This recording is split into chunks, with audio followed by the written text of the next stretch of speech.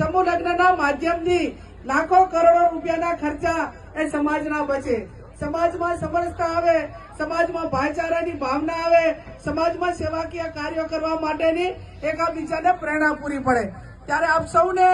વડીલોને મારી વિનંતી છે કે સમૂહ લગ્નની સાથે સાથે દીકરા દીકરીઓને ભણાવવા માટેની પણ ખૂબ જરૂર છે। હમણાં ભરતભાઈની વાત કરતા હતા કે અમને આ દાતાએ દાન આપ્યું, આ દાતાએ દાન આપ્યું, આ સમાજ આટલો આગળ ગયો, આજે પાટીદાર સમાજ હોય, ચૌધરી સમાજ હોય, બીજા અન્ય સમાજ હોય, તો એ ખૂબ આજે શૈક્ષણિક રીતે રાજકીય રીતે આગળ છે। અને આગળ છે એટલા માટે કે એમણે એમના સમાજે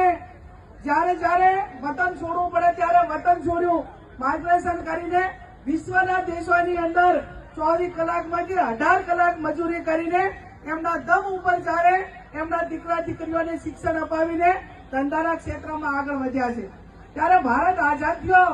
એ ટાઈમે બધા સમાજો આઝાદ થયા હતા, કઈ આપણાને એમને પાછળ આઝાદી નથી મળી, પણ બીજા સમાજે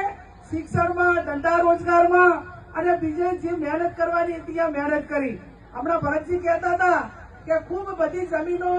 ઠાકોર સમાજની હતી, એના ઉપર આજે થિયેટર બન્યા, એના ઉપર